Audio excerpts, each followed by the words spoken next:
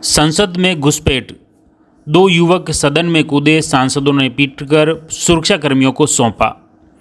करीब 1200 करोड़ में बने देश के सबसे सुरक्षित माने जाने वाले नए संसद भवन में स्मोक कैन फेंकने की घटना सुरक्षा के कारणों को लेकर बड़ा सवाल उठाती है।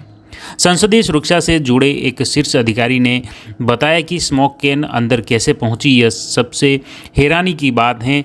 आपको बता दें कि अगर जूते या मोजे में भी छिपी होती है तो DFFD की डोर फ्रेम मेटल डिटेक्टर में ज़रूर पकड़ी जानी चाहिए थी। हालांकि एक वजह यह भी बताई जा रही है कि 2004 के बाद संसद के सुरक्षा गैजेट नहीं खरीदे गए, यानी कि ये 19 साल पुराने हैं। एक अन्य संसदीय सुरक्षा अधिकारी ने भी मीडिया को बताया कि उनके स्टाफ में 10 साल से नई भर्ती नहीं हुई। करीब 150 सुरक्षाकर्मी के पद रिक्त पड़े हुए हैं। आपको बता दें कि दो युवक संसद भवन में कूद गए थे और ख़ास बात है कि संसद में आतंकवादी हमले की 22वीं बरसी के दिन ही नई संसद में दोपहर 1 बजे विजिटर गैलरी से दो युवक लोकसभा हाउस में कूदे। सागर नाम का एक शख्स स्पीकर की ओर दौड़ पड़ा और वो टेबलों पर दौड़ते दौड़ते आगे बढ़ा। तभी सांसदों ने उन्हें घेर लिया और सुरक्षाकर्मी भी वहां पहुंच गए थे। इसी तरह गुरजीत ओजला व हनुमान बेनीवाल समेत कई सांसदों ने उन्हें घेर कर पीटा भी और सुरक्षाकर्मियों को सौंप दिया। दूसरे शख्स मनोरंजन ने जूते में छिपी स्मोक कैन हाउस में फेंकी। नीलम अमोल ने संसद के बाहर प्रदर्शन किया। सब विशाल के गुरुग्राम स्थित घर में रुके थे, वो भी हिरासत में हैं। एक और आरोपी हैं ललित, जो फरार हो गया था, जिसकी पुलिस तलाश कर रही है।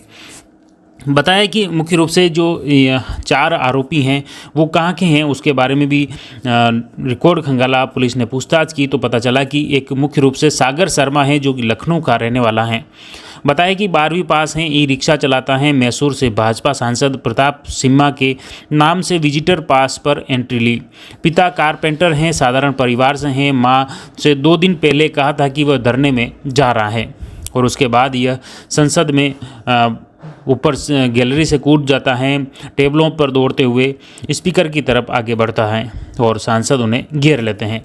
इसी तरह दूसरा आरोपी है कर्नाटक निवासी मनोरंजन, उसका नाम है, जो कि पेशे से इंजीनियर हैं। संसद भवन के अंदर इसी ने स्मोक कैन जलाकर फेंका था। सभी आरोपी एक दूसरे को पहले से जानते थे, वे लगातार आपस में संपर्क में थे। इन्होंने मिलकर संसद में स्मोक कैन जलाने की साजिश रची थी। इसी तरह जो संसद भवन के बाहर एक महिला थी नीलम, जिसकी उम्र 42 साल है, हिसार हरियाणा की वो रहने वाली हैं। पीजी में रहकर सिविल सर्विसेज की तैयारी कर रही थी। BA, MA, MPhil, net, CTET, HTET कर चुकी हैं यह नीलम, और पिता उसके मिठाई की दुकान चलाते हैं। किसान आंदोलन में भी वह सक्रिय रही। खासतौर से जब पुलिस सुरक्षाकर्मी उन्हें पकड़कर उन्हें ले जा रहे थे, तभी मीडियाकर्मी नीलम से बातचीत करने का प्रयास कर रहे थे।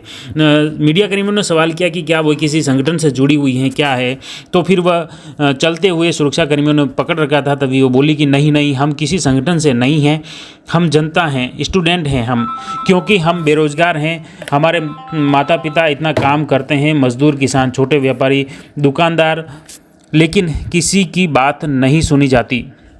ये हर जगह हमारी आवाज़ को दबाने की कोशिश करते हैं। ये तानाशाही नहीं चलेगी, तानाशाही बंद करो, इस तरह के वो नारे लगाते हुए सुरक्षाकर्मी उसे आगे ले गए।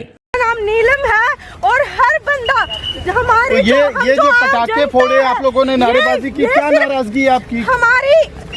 हमारी भारत सरकार है, जो हम पे ये अत्याचार हो रहे हैं, हम अपनी हकों की जो बात करते हैं, लाठीचार्ज करके हमको अंदर डाला जाता है, टॉर्चर किया जाता है, तो हमारे पास कोई माध्यम नहीं। कोई डायरेक्ट वजह है, कोई वजह है, किसी संगठन से हैं आप? नहीं, हम किसी संगठन से नहीं है, आम जनता है, स्टूडेंट है हम, क्योंकि हम बेरोजगार हैं।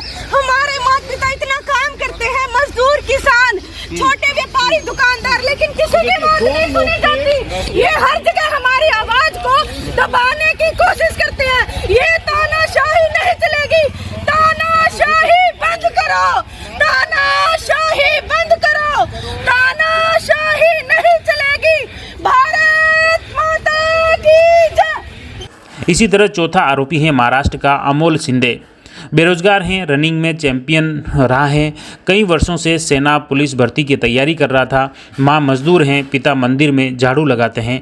4 दिन पहले यह कहकर घर से निकला था कि रोजगार के लिए वह दिल्ली जा रहा है और उसके बाद ये चारों लोग दिल्ली में पहुंचते हैं। दिल्ली में संसद भवन में पहुंचते हैं और संसद भवन में पहुंचकर 2 युवक सागर शर्मा और मनोरंजन मुख्य रूप से गैलरी से नीचे सदन की तरफ कूद पड़ते हैं। वो टेबलों होते हुए आगे बढ़ते हैं, जो पीला एक धुआं छोड़ते हैं, जो इससे एक बार संसद की सुरक्षा को लेकर भी बड़ा सवाल उठ रहा है। हालांकि फिलहाल जो स्पीकर ओम बिरला ने सदन में जानकारी दी है, उन्होंने बताया कि सभी आरोपियों को गिरफ्तार कर लिया है, उनसे पूछताछ की जा रही है। फिलहाल ऐसे कोई आतंकी संगठन से जुड़े होने की कोई ऐसी खबर नहीं है। वो पुलिस की जांच जारी है और जांच पूरी होने के बाद ही वास्तविकता सामने आएगी। इस घटनाक्रम के बाद सदन में भी कार्य बाधित रहा। 2 बजे तक सदन स्थगित रहा। उसके बाद कार्रवाई वापस शुरू हुई, लेकिन कांग्रेस से जुड़े नेता सांसद उन्होंने फिर से ये सवाल उठाया, आक्रोश भी जताया। इस घटनाक्रम के बाद कांग्रेस से जुड़े सांसदों ने वॉकआउट भी किया और वॉकआउट के बाद कांग्रेस के नेता अधीर रंजन क्या कुछ बोले, सुनिए आप उन्हीं की जुबानी। क्या वॉकआउट? हाँ सर, राज्यसभा से आप लोगों ने वॉकआउट किया है, क्या मुद्दा है आप लोगों का, कि क्या बात रखना चाह रहे हैं अभी आप? 2 बजे मैंने ये प्रश्न उठाया था कि ये सदन का परिसर है, संसद का परिसर कहलाता है हमारे एक चैम्बर में। उस दिन, जिस दिन आज से पहले आज ही के दिन हमारे तमाम सुरक्षाकर्मी शहीद हुए, उसी दिन 2 लोग आते हैं जिन्हें पास दिया है भारतीय जनता पार्टी के सांसद ने, और भारतीय जनता पार्टी के सांसद ने जो पास दिया है उस पर वो अंदर गए, वो जंप किए, कूद के गए सदन के अंदर और काफी देर तक लुका छुपी होती रही। फिर बम फोड़े गए। अब वो स्मोक बम थे, तो जो बम फोड़ सकता है, स्मोक बम फोड़ सकता है, वो लीथल बम भी फोड़ सकता था। तो इस जुड़ा हुआ मामला है, इस पर गृहमंत्री को जवाब देना चाहिए। हमारे नेता विरोधी दल ने यही मांग उठाई, पर सरकार गंभीर नहीं थी, बल्कि सरकार की तरफ से आरोप आने लगे कि इसको राजनीतिक मुद्दा बनाए। इतना बड़ा सुरक्षा का मुद्दा, इसे राजनीतिक मुद्दा। मैं तो इस भारतीय जनता पार्टी की भर्त्सना करता हूं कि जो संसद भवन को भी सुरक्षित न रख सके, तो क्या दोबारा कोई पुलवामा करवाने का इरादा है? खुद ही पास दें और हमारे माननीय प्रधानमंत्री जी और गृहमंत्री जी उस दिन न हो और उसी दिन ये हो, तो क्या ये कोई पुलवामा का पुनर्अभ्यास था?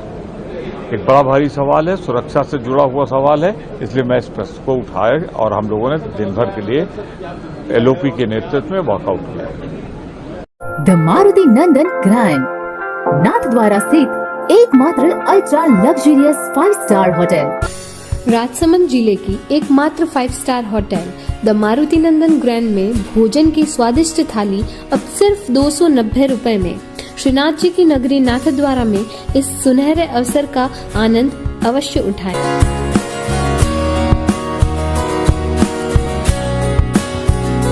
मारुति नंदन ग्रैंड, थिंक नाथद्वारा, थिंक नंदन ग्रैंड।